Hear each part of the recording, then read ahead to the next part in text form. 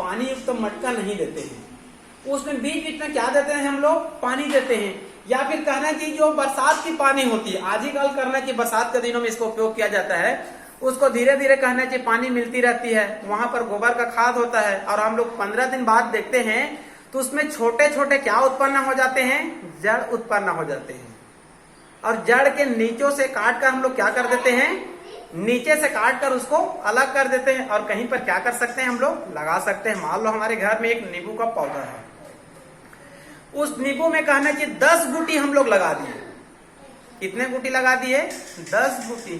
तो एक नींबू के पौधे से कहना चाहिए हमको 10 पौधे प्राप्त कर सकते हैं। और इस विधि द्वारा जो नए पौधे उत्पन्न करते हैं वो आसानी से 2-3 साल बाद या 4-5 साल बाद कहना चाहिए नए फल देना प्रारंभ कर देते हैं। ये चित्र में क्लियर, इसको देख लेंगे।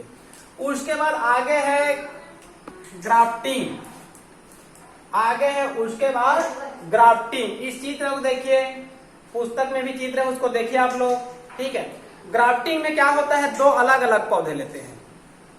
ग्राफ्टिंग में क्या लेते हैं, 2 अलग अलग पौधे का शाखा लेते हैं। हालांकि दोनों पौधे समान जाति का होता है, दोनों पौधे समान जाति का होना चाहिए या फिर उप जाति का होना चाहिए, मतलब अलग अलग जाति का नहीं होना चाहिए। मतलब आम मतलब 2 आम, नीम मतलब 2 नीम, ठीक है जी, दूसरा पौधे नहीं लेना है।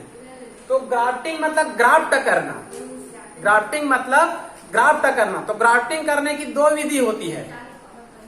ग्राफ्टिंग करने की कितनी विधि होती है, 2 विधि। यहाँ पर नाम लिख दिया हूं, एक है स्प्लाइस और दूसरा है विप। पहला है स्प्लाइस और दूसरा है विप। स्प्लाइस में क्या होता है, जैसे 2 पौधे हैं तो दोनों को ना ऐसे तिरछे काटेंगे, दोनों पौधे को हम लोग क्या करेंगे, तिरछे काटेंगे। ऐसे तिरछे काटेंगे कि दोनों आंख जाकर कहना चाहिए ऐसा क्या हो जाना चाहिए, ग्राफ्ट हो जाना चाहिए। इसको एक बार पूछा गया था ऑब्जेक्टिव में, ग्राफ्टिंग क्रिया में जो प्रजनन कराते हैं तो उसमें नीचे वाले भाग को क्या कहा जाता है, तो नीचे वाले भाग को स्टॉक कहेंगे। क्या कहेंगे, स्टॉक। और ऊपर वाले पौधे के भाग को क्या बोलेंगे, सायन। नीचे वाले को क्या कहा जाता है, स्टॉक, और ऊपर वाले को क्या कहा जाता है, सायन, ठीक है। तो 2 विधि है, पहला है स्प्लाइस, इसमें दोनों को कहना चाहिए तिरछे काटना है, ऑब्लिक, तिर्यक। और विप में कैसे काटना है उसको, इसको डायगोनल काटना है। क्या काटना है, डायगोनल, मतलब ऐसी काटता है उसको, मतलब चित्र में क्लियर है, ऐसे काटते हैं कि ऐसे होना चाहिए और नीचे वाले को भी इस प्रकार से। फिर उसको क्या कर देंगे, जाकर उसमें फिट कर देंगे। तो ये कौन सी विधि है, ये ग्राफ्टिंग, ठीक है जी। आगे है उसके बाद इनआर्चिंग, आगे है उसके बाद इनआर्चिंग। इनआर्चिंग के यहाँ मैं चित्र नहीं बनाया हूं, पुस्तक में चित्र है, उसको देख लेंगे। इसमें कहना चाहिए 2 पौधे लिया जाता है। इसमें कितने पौधे लिया जाता है, 2 पौधे। चित्र को देखेंगे, बहुत ही क्लियर है। एक पौधा उत्कृष्ट प्रजाति का होता है और दूसरा पौधा निष्कृष्ट प्रजाति का, मतलब एक पौधे अच्छे गुण वाले हैं और दूसरा पौधा अच्छे गुण वाले नहीं है। 2 पौधा लेते हैं, एक है उत्कृष्ट पौधा और एक है निष्कृष्ट पौधा।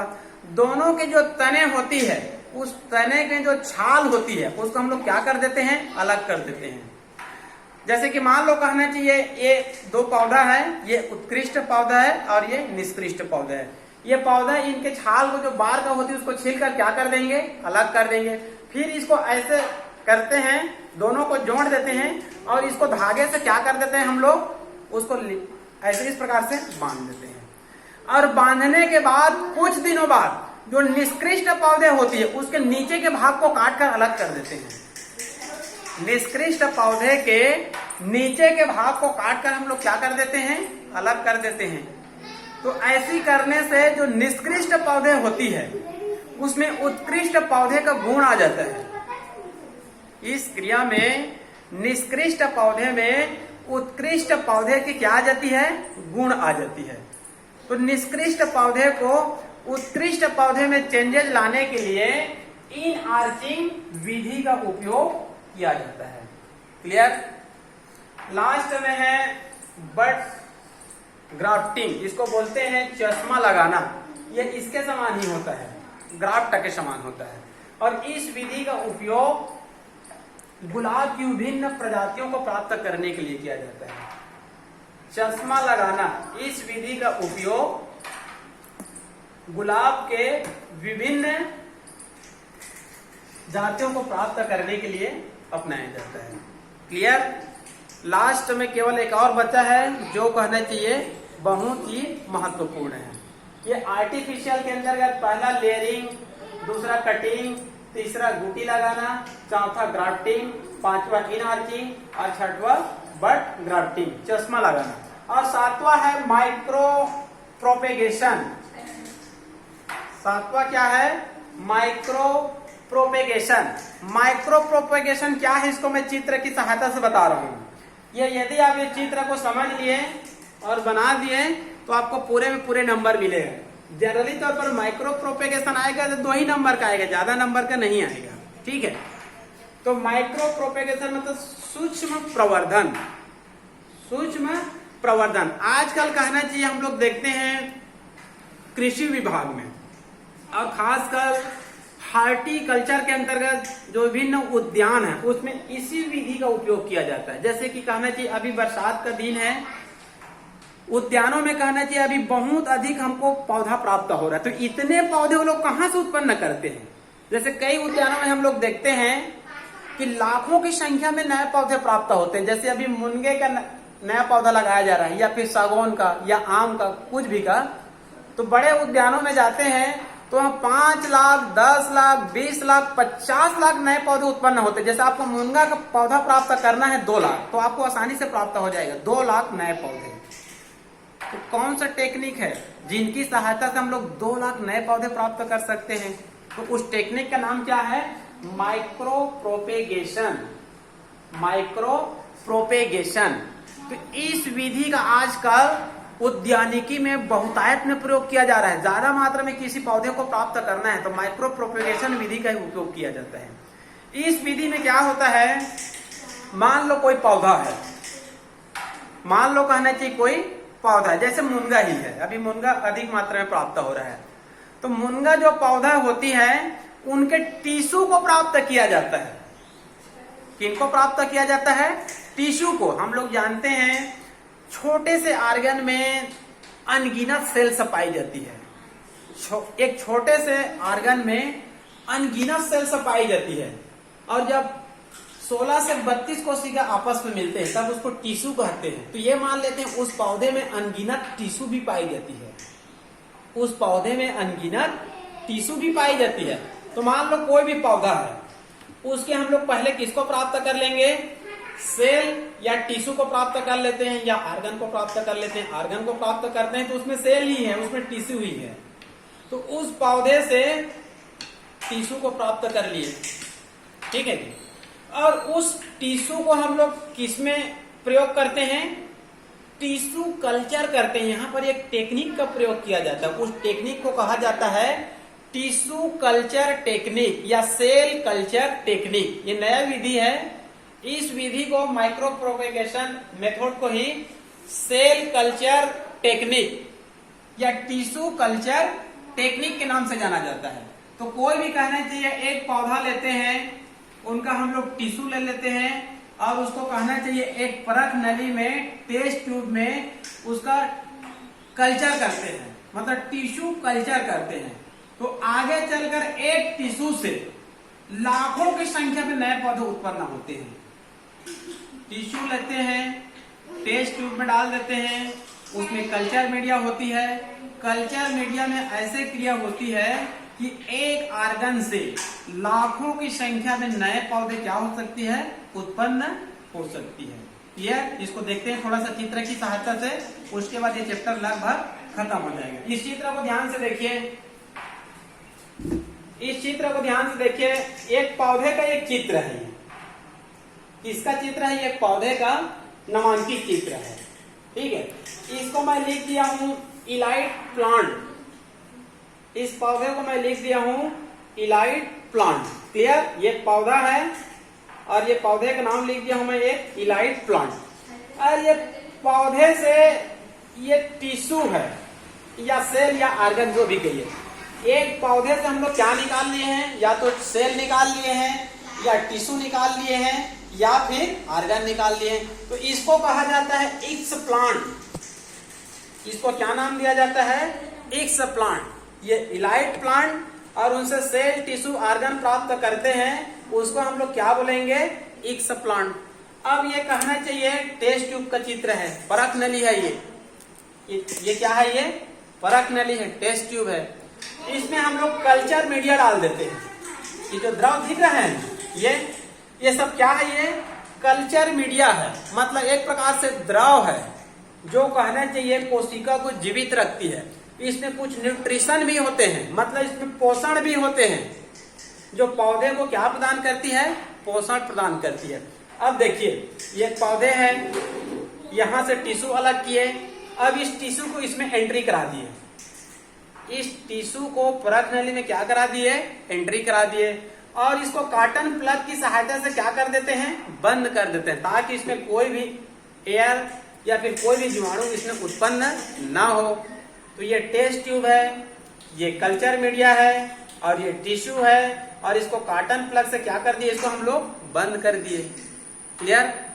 अब ये कहना चाहिए इसको भी एक्स प्लांट बोलेंगे, जस्ट कहना चाहिए एक्स प्लांट को इसमें हम लोग लिए हैं। ये क्या है, ये एक्स प्लांट है।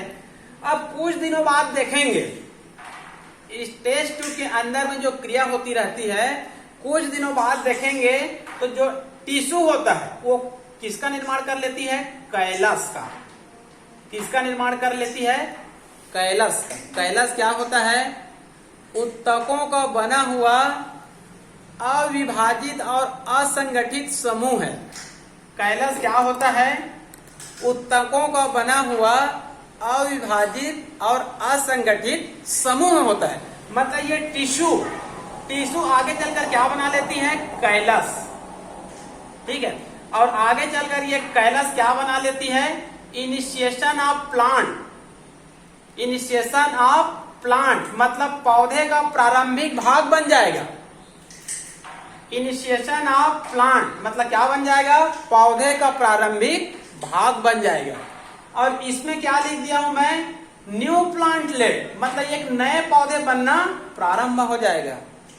और ये जो नया पौधा बनेगा तो इस कॉटन प्लग की सहायता से इसको खोलकर इसको हम लोग क्या कर लेंगे, न्यू प्लांटलेट को अलग कर लेंगे, और एक गमला में इस पौधे को लगा देते हैं। तब इसको हम लोग क्या बोलेंगे, रीजनरेटेड प्लांट बोलेंगे।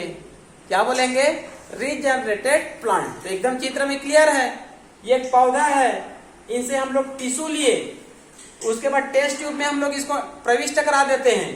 तो ये टिश्यू है, ये आगे चलकर कैलस बनेगा, फिर आगे चलकर पौधे का प्रारंभिक रूप बनेगा, उसके बाद नया पौधा बनेगा, फिर नए पौधे को हम लोग कहना चाहिए किसी भी गमला में हम लोग लगाकर एक रीजनरेटेड प्लांट का क्या कर सकते हैं, उत्पत्ति करा सकते हैं। तो केवल ये एक पौधे का चित्र है। यदि हम लोग चाहेंगे तो एक टिश्यू से लाखों की संख्या में हम लोग नए पौधे क्या कर सकते हैं, प्राप्त कर सकते हैं। तो कहना कि आजकल उद्यानिकी में इसी विधि का उपयोग किया जाता है, जिसको माइक्रो प्रोपेगेशन कहते हैं, या फिर टिश्यू कल्चर विधि के नाम से इसको जाना जाता है। तो इतना लगभग क्लियर हो गया। Vegetative propagation clear. Vegetative propagation भी कहना चाहिए एसेक्सुअल रिप्रोडक्शन का ही एक प्रकार होता है। आगे चलकर आपके पुस्तक में एक छोटा सा और दिया गया है, वेजिटेटिव प्रोपेगेशन का लाभ और हानि दिया गया है। क्या दिया गया है, लाभ और हानि, एडवांटेज और डिसएडवांटेज। एडवांटेज इसको पढ़ रहे हैं तो इसको एडवांटेज तो हमको पता ही चल गया होगा। इसका पहला एडवांटेज क्या है, इसका पहला एडवांटेज तो यहीं पर दिख रहा है कि हम इस विधि से एक पौधे से, एक टिश्यू से लाखों की संख्या में नए पौधे क्या कर सकते हैं, प्राप्त कर सकते हैं। ये इसकी बहुत बड़ी एडवांटेज है। दूसरा, मान लो कोई पौधा है जो बीज उत्पन्न नहीं कर सकता। मान लो एक पौधा है जो बीज उत्पन्न नहीं कर सकता, जैसे केला है, अनानास है, बीज रहित अंगूर है, इसमें बीज उत्पन्न नहीं होती है। तो इन पौधों में इसी विधि की सहायता से गुणन कराया जाता है और नए पौधे उत्पन्न कराया जाता है। मतलब ऐसे पौधे जो बीज उत्पन्न नहीं कर सकते हैं, इसमें इसी विधि से नए पौधे को क्या किया जाता है, उत्पन्न किया जाता है। इस विधि से हमारी इच्छा अनुसार कुछ गुण भी प्राप्त कर सकते हैं, अच्छी किस्मों को आसानी से प्राप्त कर सकते हैं और इसको दूर दूर तक हम लोग क्या कर सकते हैं, फैला सकते हैं। जैसे यहाँ पर उत्पन्न किए लाखों की संख्या में, यहाँ से अगले 2-4 दिनों में, अगले सप्ताह में हम लोग रायपुर, मुंबई, दिल्ली कहीं पर भी इसको पहुंचा सकते हैं। तो इसका कहना चाहिए आसानी से इसका हम लोग क्या कर सकते हैं, प्रसारण भी कर सकते हैं, मतलब एक स्थान से दूसरे स्थान पर भी ले जा सकते हैं इसको। हानि, इसका क्या हानि हो सकता है, लाभ तो दिख रहा है लेकिन इसका हानि भी होगा। हानि मैं आपको 2-3 हानि बता रहा हूँ, ज्यादा हानि नहीं बता रहा हूँ। पहला हानि यह है कि यदि हम लोग इस विधि का लगातार उपयोग करेंगे, वेजिटेटिव प्रोपेगेशन या आर्टिफिशियल वेजिटेटिव प्रोपेगेशन का हम लोग लंबी समय तक प्रयोग करेंगे, तो ये एसेक्सुअल रिप्रोडक्शन का प्रकार है। तो इसमें नई पीढ़ी लगातार क्या होती जाती है, कमजोर होती जाती है, मतलब इनकी ओज में कमी आती जाती है। और ओज में कमी आती जाती है, ये पौधे आगे चलकर क्या हो जाएंगे, दुर्बल हो जाएंगे, कमजोर हो जाएंगे और रोग के प्रति क्या हो जाएंगे, सुग्राही हो जाएंगे। और आगे चलकर रोग के प्रति सुग्राही होने के बाद इनकी क्या हो जाएगी, आसानी से डेथ हो जाएगी। ठीक है। जबकि सेक्सुअल रिप्रोडक्शन में क्या होता है, उसमें 2 पौधों मतलब नर और मादा दोनों का गुण मिलते हैं। तो दोनों का गुण मिलते हैं, तो जो नए पौधे उत्पन्न होती है, जब नए पौधे उत्पन्न होती है तो उसमें वेरिएशन भी होती है और आगे चलकर उसमें विकास भी होता है। और विकास होता है तो नए नए लक्षण उसमें क्या होते हैं, उत्पन्न होते हैं। क्लियर। अब आपके पुस्तक में लास्ट में केवल एसेक्सुअल और सेक्सुअल रिप्रोडक्शन में अंतर दी गई है। एसेक्सुअल और सेक्सुअल रिप्रोडक्शन में अंतर दी गई, इसमें 3-4 अंतर बता रहा हूं, उसके बाद इस चैप्टर को खत्म करेंगे। वैसे आप लोग को मैं प्रारंभ में ही बताया था एसेक्सुअल और सेक्सुअल रिप्रोडक्शन में अंतर। एसेक्सुअल रिप्रोडक्शन में केवल 1 जीव की आवश्यकता पड़ती है, सेक्सुअल रिप्रोडक्शन में 2 जीव की आवश्यकता पड़ती है। सेक्सुअल रिप्रोडक्शन में रिप्रोडक्टिव ऑर्गन भाग लेते हैं और उसमें रिप्रोडक्टिव ऑर्गन भाग नहीं लेते हैं। इसमें मेल और फीमेल गेमेट भी बनेंगे और गेमेट बनेंगे तो उसमें सलियन भी होगा, उसमें गेमेट भी नहीं बनेंगे और उसमें सलियन भी नहीं होगा। सेक्सुअल रिप्रोडक्शन में वेरिएशन होगा, तो वेरिएशन होगा तो आगे आने वाले जो जीव होती है उसमें विभिन्नता दिखाई देगा और विभिन्नता दिखाई देगा तो उसमें आगे चलकर क्या होगा, विकास होगा। एसेक्सुअल रिप्रोडक्शन में सलियन क्रिया नहीं होती है, गेमेट नहीं बनती है, तो वेरिएशन नहीं होती है, तो आगे चलकर पौधे क्या हो जाते हैं, दुर्बल हो जाते हैं, क्योंकि ये सभी पौधे आनुवंशिक रूप से माता पिता के समान होते हैं, तो इसको क्लोन कहा जाता है। और एसेक्सुअल रिप्रोडक्शन लगातार होती रहती है, तो पौधे या कोई भी जीव आगे चलकर दुर्बल हो जाती है और रोग के प्रति क्या हो जाती है, सुग्राही हो जाती है, मतलब उसमें वेरिएशन नहीं होगा। वेरिएशन नहीं होगा तो इनका विकास आगे चलकर नहीं होगा। क्लियर। तो जीवों में जनन, आज का चैप्टर क्या था, प्रथम चैप्टर ही है, फर्स्ट यूनिट का प्रथम चैप्टर है जीवों में जनन, मतलब जीवों में जनन कैसे होता है उनका मुख्य रूप से इसमें अध्ययन किया गया है और विशेष रूप से पौधों में होने वाली एसेक्सुअल रिप्रोडक्शन का अध्ययन है और इसकी प्रकार है और वेजिटेटिव प्रोपेगेशन है और इसका प्रकार है। सेक्सुअल रिप्रोडक्शन का इसमें अध्ययन नहीं किया गया है, क्योंकि सेक्सुअल रिप्रोडक्शन का चैप्टर, दूसरे चैप्टर और तीसरे चैप्टर में इसका विस्तृत अध्ययन किया गया है। तो ये हम लोगों का जीवों में जनन नामक चैप्टर यहीं पर समाप्त होता है और अगले दिन हम लोग पढ़ेंगे अन्य चैप्टर को। क्लियर। चलो ठीक है।